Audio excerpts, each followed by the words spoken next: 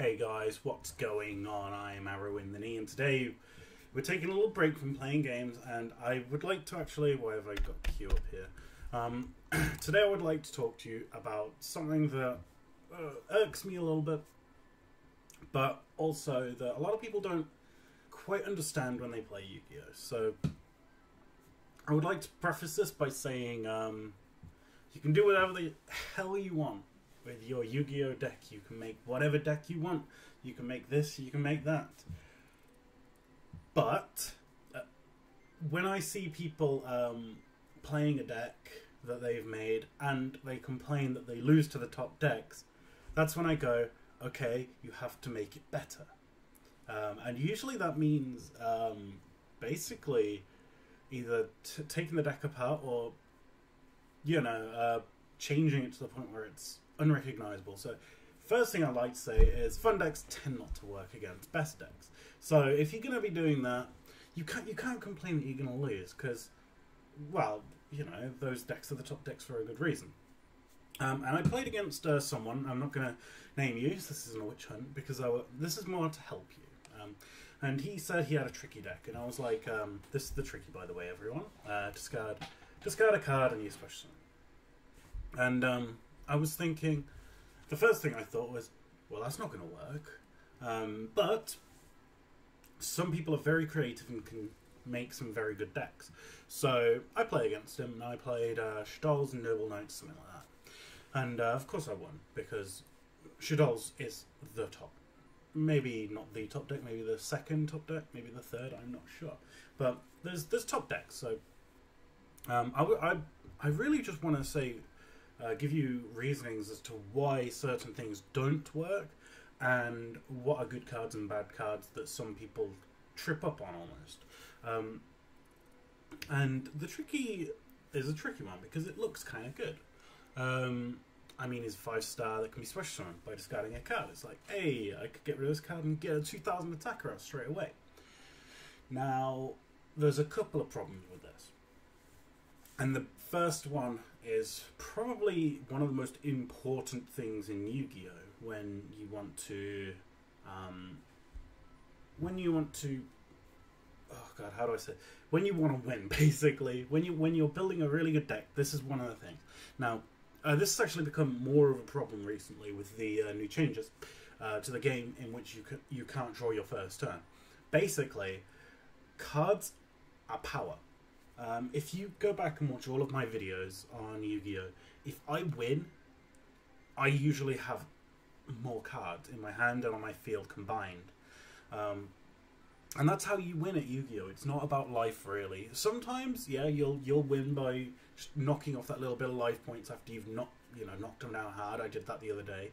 But most of the time, it's won by building a foundation, a structure of the field, pushing your opponent slowly into a corner where they can't get out of. That's why you won't see me going all out and just using all my cards to spam the field and then attacking. That doesn't work unless I guarantee I win.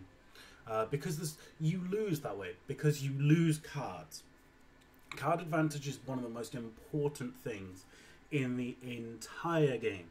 And we're going to have a look at some cards that go kind of against this. And also we're going to look at some cards that are bad in certain situations but aren't in others. So first I'd like to look at the Tricky and Quick Draw Synchron. These are two very similar cards. The Tricky is special summoned by discarding a card. Quick Draw is special summoned by discarding a monster. So very, very close to each other. Pretty much you could say they're the same card, except one's a tuner. Now, this is one of those ones where one is better than the other, but they're both pretty bad. Unless you have something that goes with Quick Draw Synchron which helps. Quick Draw Synchron is used in Quasar decks and decks that can go into combos. And usually, the discard for your Quick Draw Synchron is something you want in the graveyard. In fact, usually it's something you need in the graveyard. So, the discard with Quick Draw, the card you lose in your hand, is fine because you're going to gain that advantage back.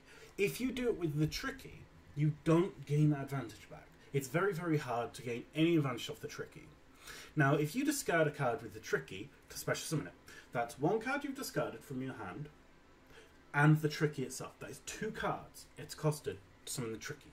And usually, if your opponent's got a back card, they can use one of their back cards to destroy it. So for your 2 cards that it cost you, they had to use one to get rid of it. And this is what we call card advantage.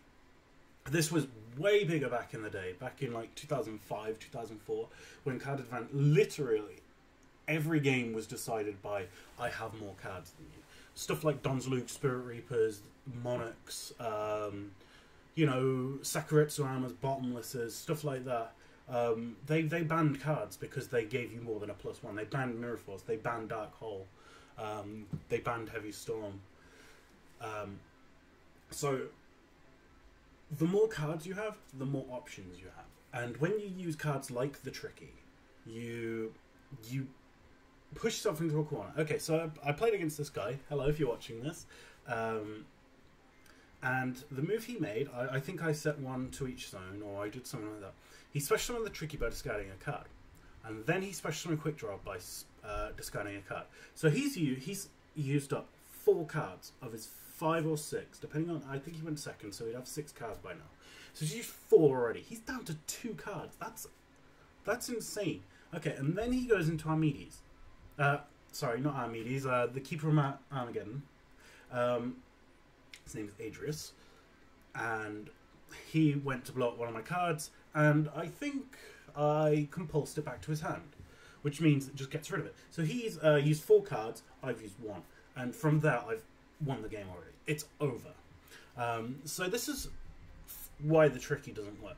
The only place I would see the Tricky being run is in Monarchs, because they can discard something like Treeborn, especially, and even then I don't like it that much because, hey, there's better cards. There are better cards than the Tricky to use your discards for. And I'm going to actually look at a couple of cards now that look good but aren't, and a couple of cards that aren't good unless you can gain some more advantage of it. So the biggest one I see is Magic Cylinder. Actually, and there's another one, and this one's even worse.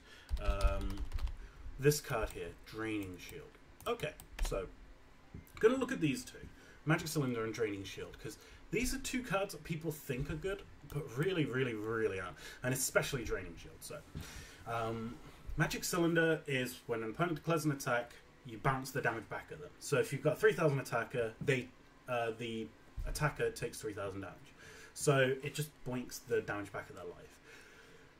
Now, a lot of people think, oh man, I could make the Blue as White Dragon attack them directly, they'll take 3,000. And sometimes, I've seen it, I've seen Magic Cylinder win games. Just someone has 1 in his deck and they've got them down and they've got advantage back and they attack the game and it's like Magic Cylinder and they're like, oh no. Now, in those situations, it works. Sometimes. 1 in a million. Not in a million. Maybe 1 in 15 games or something. Now, the problem with Cylinder is you trade a card, your Magic Cylinder, for a negated attack and life point damage. So what you do is your opponent attacks. Usually you won't get that much damage off it. Usually it won't be more than 1,800. Or like 2,200, 300, 400. It will never be a humongous amount. So let's say this Magic Cylinder is worth 2,000 life points max. Actually, not max, on average. So your opponent attacks. You're at the beginning of the game, and you and your opponent are on 6 cards each. Let's say your opponent attacks, and you play Cylinder. They go, okay. They mark down their life. They're at about 6,000. You now are -1 card. Your Magic Cylinder is gone, and you gained no advantage. You only gained life point damage off it. Now, if you were to use something like Dimensional Prison, which would banish it from play, if I'm going to look for Dimensional Prison, just in case you guys don't know what Dimensional Prison does, when your opponent declares an attack, target that monster and banish it. Now, if we have Dimensional Prison, we play it, and your opponent loses the monster that they summoned. Yeah, so they've lost their normal summon, which I assume that they used to get the monster on the field. So they sometimes use this on normal summon. Maybe sometimes you'll draw it afterwards. But most of the time, normal summon last. They lose the attack because, you know, you stop the attack with a Dimensional Prison. And they lose a card, which is the most important thing. Now, leaving your opponent's monsters on the field is not a good idea. The amount of times that your opponent will win because they already have a monster in the field and a normal summon, especially against Shaddolls and Burning Abyss, really bad idea.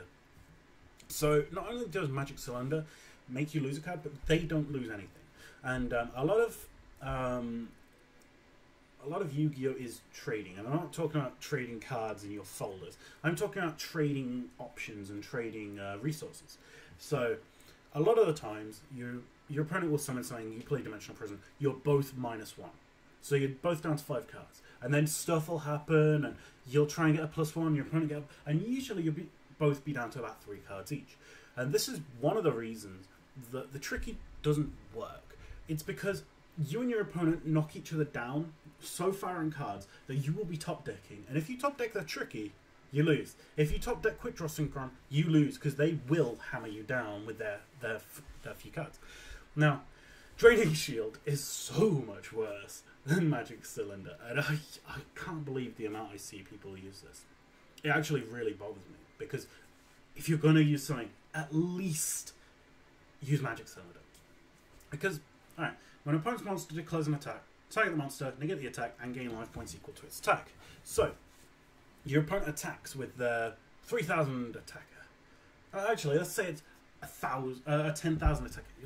Then you go Draining Shield, and they're like, oh no! I guess I'll attack next turn then. It's like, okay.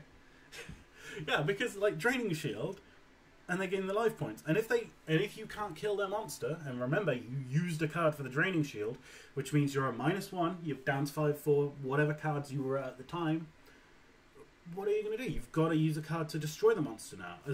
So you've used 2 cards to get rid of the monster. You're down in cards, and your opponent, they didn't have to do it. All they have to do is draw the card and go attack, and you have to deal with it. And your Draining Shield is useless then, because once they attack again, you've lost those life points again, and your opponent's still got the monster. So I know I'm rambling a lot, but I like pushing people to be better, and a lot of people understand this concept, and a lot of people just don't care. But some people don't really they're like, oh, why does this do this and that and stuff, and I'm just trying to help. Now, I'd also like to look at some of the cards, and these are usually mained in Burning Abyss, and they're Kamika, Phoenix Wind Blast, and to a lesser extent, Raigeki Break. Okay, so these cards, if you didn't know, this is discard a card, select a face-up monster, and remove it from play, and then remove all from the graveyard.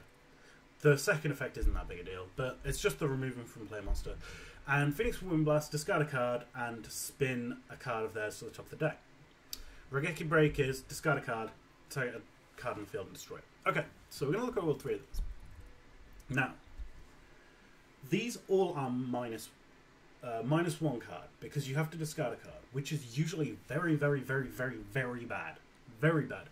Now, these, specifically, Wing Blast and Kamika, and to a lesser extent, Raigeki Break, are used in Burning Abyss, where you get something for a card going to the graveyard, so it's not a -1. So they're okay to use these cards. Other decks that don't have this shit can't run it. I'm actually going to just Graph. Graph. Just going to put Graph up for a second because, you know, I'm talking, you might not know these cards. So when the... Oh, God. Where is it? If this card is sent to the graveyard, you can special a Burning Abyss monster from your deck. Except for himself. So, if you use Wing Blast, you discard this guy and you get one from the deck. So, it's a synergy. It works with it. Now, if you just put Wing Blast in a deck where you... like, something like an Artifact Hand Trap Tricks deck, where you are playing legitimately 1-for-1 cards. Basically, all of your cards get you advantage or stop your opponent from gaining advantage. You could not really happily use Wing Blast in that. You could use it because Wing Blast is a very strong card, and putting something to the top of your opponent's deck puts them back a turn, But the discarding one card is really quite bad in anything that you don't get anything from it. And I feel like I might be losing a lot of people here, and you don't quite understand what I'm saying, because it's a bit... It's not that complex, but I feel like I'm rambling a little bit, but please, bear with me. Now, these two cards, Karmika and Phoenix Wind Blast, also have another thing, why they're so good, and that is that they don't destroy something. Now, Wind Blast spins to the top of the deck, which is insanely good. It can really put your opponent in a bad spot. Like, if you Wing Blast a person's Majesty's Fiend or their Vanity's Fiend, which has been tributed for and literally cost them the normal summon of the monster, the tribute, and itself, which is 3 cards. Sorry, it's 2 cards plus then 2 normal summons, unless it's special summon or whatever. So you put your opponent back, and they have to draw that card. So there's a lot that goes into Wing Blast. Karmika removes it from play, which is the second best thing I'd say to spinning. So it doesn't destroy monsters. So many monsters out there now that when this card is destroyed by a card effect, you get this. So these two bypass that, which is why I said to a lesser extent Raigeki Break, because that destroys. The only reason people use Raigeki Break is to get rid of Vanity's Emptiness, because these two cards, these don't destroy. So Emptiness would stay there. So I don't really see many people run Raigeki Breaks. Some people side it, but yeah. And one of the other things I looked at here was Tribute to the Doomed, which is a Metal Raiders card from the second set. It was a super rare. I remember having one. It was very tattered. So this one is discard a card, target one monster on the field, and destroy it. This is one of the most basic one-for-ones, because destroying is the most basic. So Tribute to the Doomed, its card itself, and the card you discard for it. 2 cards to destroy their 1. It's not a good trade, and Yu-Gi-Oh! Is literally a trading card game. You know, you trade cards with each other, and I'm not talking about your folder. You trade resources until one person is backed into a corner and you can attack the game. And that's just basically how it is. And if we look at Dark Core, which is pretty much the same as Tribute to the Doom, but only face up, you discard a card and banish a monster. This is better than Tribute to the Doomed, because you don't destroy it. You won't get your Shaddoll Construct effect. You won't get your Shaddoll Winder effect, and you can actually kill Shaddoll Winder. But Dark Core still is a -1, so you have to at least get something off it. Or it's got to be one something where your opponent has put a lot of resources into it, and it works out as an even trade. I think that's all I wanted to say, really. Because, I don't know, I might get a bit of flack for this, but I feel like there's a difference between a deck, a well-made deck, and a bunch of cards you just put together and say it's a X deck.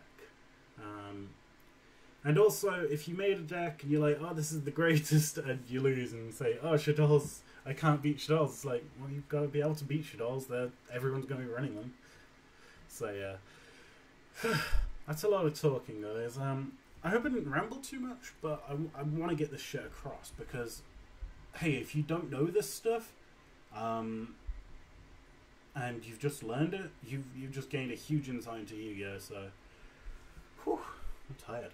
Alright, thanks for watching, guys, and I'll see you next time for some actual games. Bye-bye.